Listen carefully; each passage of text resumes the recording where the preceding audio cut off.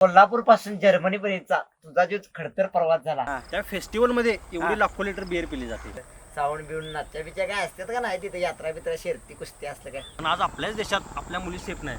मग तू काय बेर मारलीस का नाही आपल्या भाताच्या रानात आहे ऊस आहे साईडला तिकडे तसं काय पिकते का नाही काय नाही काहीतरी आपल्याला वेगळं करायला लागते. फूड कल्चर कसं आहे तिथली लोक काय खातात आतापर्यंत सिंगल आहे. त्यानंतर तुम्ही जर्मनीला जाणार 1.5-2 लाख रुपये पेमेंट. आणि आपल्या तरुण पिढीसाठी काय मोटिवेशनल संदेश देऊ शकतोस भारतातला आणि आपल्या जर्मनीतला तुझ्या नाही तर आपल्या कोल्हापुरातला मेजर फरक असा काय जाणवलं भरपूर लोकांचे मेसेज येतात पण सगळ्यांना मी एवढंच सांग व्हिडिओ खूप इंटरेस्टिंग होणार आहे त्यामुळे शेवटपर्यंत बघायला लागतं. नमस्कार मित्रांनो, स्वागत आहे तुमचं एका नवीन व्हिडिओ मध्ये. आपला जर्मनीचा मित्र प्रथमेश पाटील जो की 14 महिन्यानंतर जर्मनीतून आपल्या भारतात परत आलाय. तो काय जर्मनीचा नाही आहे, तो आपल्या गल्लीतलाच एक जवळचा मित्र आहे.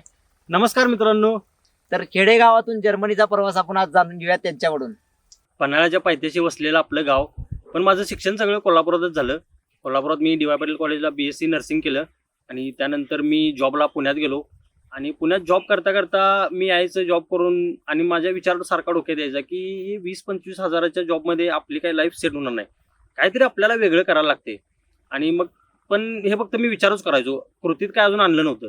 आणि मी असंच इंस्टाग्रामवर रील्स स्क्रोल करत बसलो होतो आणि मला एक ॲडव्हर्टाईज आली की जर्मनीमध्ये नर्सिंग स्टाफला जॉबच्या भरपूर साऱ्या ओपनिंग्स आहेत आणि फक्त जर्मन लँग्वेज शिकायची 6 महिन्यात आणि तुम्ही 6 महिन्यानंतर जर्मनीला जाणार आणि तुम्हाला 1.5-2 लाख रुपये सॅलरी चालू होणार. मी खुश झालो आणि ते 6 महिन्यात जाणार म्हणलं तिकडे 2 लाख पेमेंट वगैरे.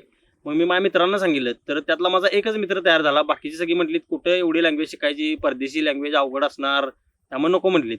मग मी आणि माझ्या एका मित्रानं चालू केलं आणि त्यानंतर थोड्या दिवसानंतर त्यानं स्किप केलं कारण त्याला वेळ वगैरे मिळत नव्हता ड्युटीमधनं. आणि त्यानंतर मग मी एकटाच राहिलो. पुढं करत गेलो, लँग्वेज शिकत गेलो आणि मग A2 मध्ये आल्यावर परत एका नवीन मित्राची ओळख झाली आणि त्यानंतर पुन्हा आम्ही दोघांनी लँग्वेज करायला चालू केली. तसं महाराष्ट्रातली कोण जास्त मित्र भेटले नव्हते, मी आणि एक माझा मित्र होतो, तेवढ्याच दोघांनीच आम्ही ती लँग्वेज स्टार्ट केली आणि पुढं A2 लेवल संपली. त्यानंतर B1 मध्ये आल्यानंतर मग जॉब सोडून फुल टाईम लँग्वेज करायला लागलो. डेली 6-7 तास अभ्यास करायचं, लेक्चर करायचं. परत जॉब करत असताना मॉर्निंग ड्युटी असली की इव्हनिंगला 2-2.5 तास लेक्चर करायचं. परत आल्यानंतर अभ्यास वगैरे करायचा लेक्चर झाल्यावर. इव्हनिंग ड्युटी असली की मॉर्निंगला लेक्चर करायचं 2-2.5 तास. त्यामुळे बघता वर्ष कधी निघून गेले बघता वर्ष कधी निघून गेले हे कळालं सुद्धा नव्हतं. आणि बराच खडतर प्रवास होता. कोण सांगणारं नव्हतं की लँग्वेज कशी आहे, जर्मनीला गेलेलं सुद्धा कोण नव्हतं, त्यामुळे कोणाचे व्हिडिओ सुद्धा बघत नव्हतो मोटिवेट होण्यासाठी. मला जरा तिथल्या कल्चर बद्दल सांगते, म्हणजे काय तिथं सणवार बीर काय असतात, आपल्या इथं गणपती दिवाळी असते तसं साऊंड बिऊन नाच्या बिच्या काय असतात का नाही तिथे यात्रा बित्रा शर्ती कुस्ती असतं काय. तर आपल्यासारखं सण वार डॉल्बी सिस्टीम मिरवणुका वगैरे काय सुद्धा नसते. अरे आम्ही तिथे राहणारच नाही, मग आम्हाला हेच लागते. अरे मला बिन कंटाळी येते, तुला काय सांगायचं. अरे पण मला सांग तिथलं फूड कल्चर कसं आहे, तिथली लोक काय खातात. तिथल्या लोकांचा हा. आणि चपाती भात आमटी भाजीचा हा. लांब पर्यंत संबंध नाही. अरे खात्यात तर काय पण नेमकं. तिकडचे लोक मोस्टली ब्रेड बटर वगैरे खातात. त्यानंतर पिझ्झा म्हणा, पास्ता वगैरे या सगळ्या गोष्टी खातात. बरं, मग तू पण तिकडे तेच खातेस काय. नाही आपल्याला चपाती भात आमटी भाजीशिवाय जमतच नाही. तांबडा पांढरा झणझणीत मिळतोय का नाही तुला. ते तसा मिळत नाही तिथं. आपली इंडियन हॉटेल आहे तिथं मिळतोय. तू आता जेवण स्वतः बनवतेस का मेस वगैरे लावल्यास काय, तांबडा पांढरा काय खायला मिळतोय तर का नाही तुला. तिथं मेसचा पण काही संबंध आहे? नाही. मेस वगैरे परत तिथं कुठं सुद्धा अवेलेबल नाही, कारण त्यांचं फूड कल्चर वेगळं असल्यामुळे तिथल्या मेसचा आपल्याला काय फायदाच नाही. बरोबर आहे. नाही आहे तो भाग वेगळा, पण जरी असला तरी आपल्याला काय फायदा नाही, कारण त्यांचं जेवण सगळं वेगळं आहे. म्हणजे तू तयार करून खातोयस तिथं. तिथं स्वतः सगळं तुम्हाला करावं लागते. होय का, मी तू जेवण वगैरे स्वतः बनवून खातोय. जेवण वगैरे सगळं स्वतः बनवावं लागते. एका तुझ्या एका व्हिडिओ मध्ये मी बघितलेलं तिथं लय प्रमाणात बियर पित्यात, लाखो लिटर बियर आहे. काय विषय देऊ. नाही तिकडं वातावरण थंडीच असते, हा. त्यामुळे तिकडच्या लोकांसाठी बियर वाईन वगैरे ह्या गोष्टी नॉर्मल आहेत. बर. आणि तो जो फेस्टिवल होता जो मी व्हिडिओ केला होता, हा. त्या फेस्टिवल मध्ये हा. एवढी लाखो लिटर बियर पिली जाते. मग तू काय बियर मारलीस का नाही. नाही तसलं काय नाही ना. अल्कोहोल जरी आपला लांब पर्यंत संबंध नाही. बरोबर आहे बाबा, तेवढ्यासाठी तू खूप म्हणजे भारी आहे तुझं. हा. एवढ्या बाहेर जाऊन सुद्धा तू अल्कोहोल घेतलेला नाही अजून. बघितलेलं सुद्धा नाही. नाही ना. नाही. तेच मला विचारायचं होतं, तू बियरचा व्हिडिओ टाकला मी, तू काय प्यायला बिलायस का नाही. नाही. काय केलेलं ना. नाही चांगली गोष्ट आहे, चांगली गोष्ट आहे, खरंच चांगली गोष्ट आहे. तर मला सांग, आता आपण आता शेतात आहे, आपल्या भाताच्या रानात आहे, ऊस आहे साईडला, हा. तिकडे तसं काय पिकते का नाही काय नेमकं.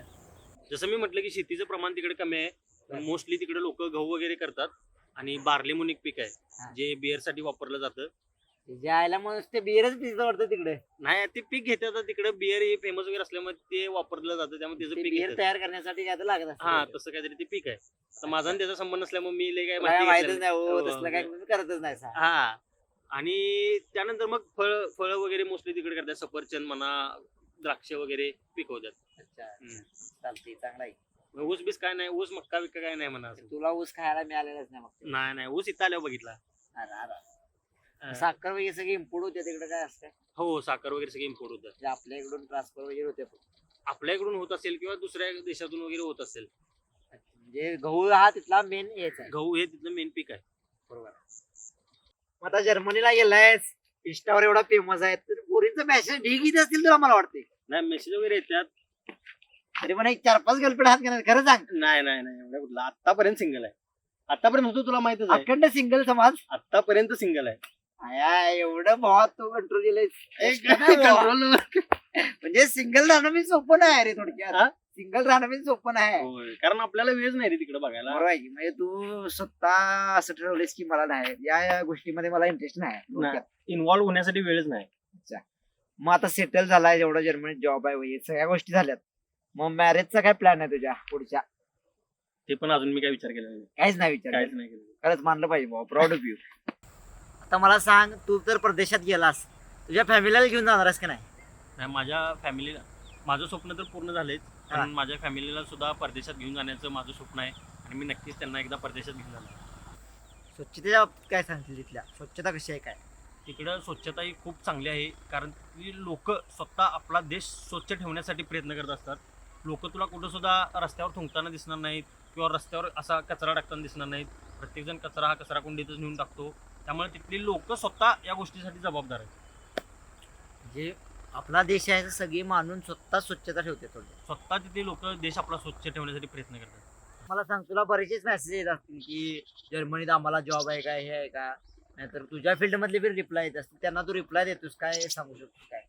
भरपूर लोकांचे मेसेज येतात पण सगळ्यांना मी एवढंच सांगेल की माझ्याकडे प्रत्येक फील्डमधली इन्फॉर्मेशन नाही आहे जॉबची.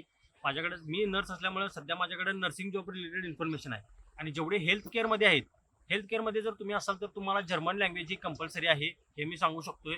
पण अदर दॅन याच्यापेक्षा जास्त माझ्याकडे काही इन्फॉर्मेशन नाही आहे. पण मी तुम्हाला एवढं सांगेल की तुमच्या फील्डमधले जे कोण तिकडे गेले असतील तर त्यांची थोडीशी इन्फॉर्मेशन घ्या आणि स्वतः तुम्ही चॅट जीपीटीवर किंवा गुगलवर वेबसाईट्स चेक करा. भरपूर साऱ्या वेबसाईट्स आहेत आणि त्यावरून तुम्ही तुमच्या जॉबची जे काय इन्फॉर्मेशन असेल, कसं जायचं किंवा काय रिक्वायरमेंट्स आहेत त्या तुम्ही एकदा नक्की चेक करा. तुम्हाला नक्की इन्फॉर्मेशन भेटेल आणि तुम्ही जर नर्स असाल तर मी स्वतः तुम्हाला हेल्प करण्यासाठी तयार आहे. आणि आपल्या तरुण पिढीसाठी काय मोटिवेशनल संदेश देऊ शकतोस तू? तरुण पिढीला मी आपल्या एवढंच सांगेल की आयुष्यात सक्सेसफुल होण्यासाठी तुम्ही एक गोल तुमचा ठरवा आत्ताच आणि तो गोल पूर्ण करण्यासाठी जे काय कष्ट लागतील, जे काय अडथळे पार करावे लागतील ते पार करण्याची तयारी ठेवा. फक्त डोक्यात एवढंच ठेवायचं की हा गोल पार केल्याशिवाय मागं सरकणार नाही. एकदा ठरलं की ठरलं आणि मी तुम्हाला गॅरंटी देतो तुम्ही 100% सक्सेसफुल होणार. प्रथमेश सोबत झालेला हा व्हिडिओ कसा झाला हा कमेंट मध्ये नक्की सांगा. आणि व्हिडिओ आवडल्यास लाईक शेअर नक्की करा आणि भावाच्या चॅनलला सबस्क्राईब करायला विसरू नका. धन्यवाद.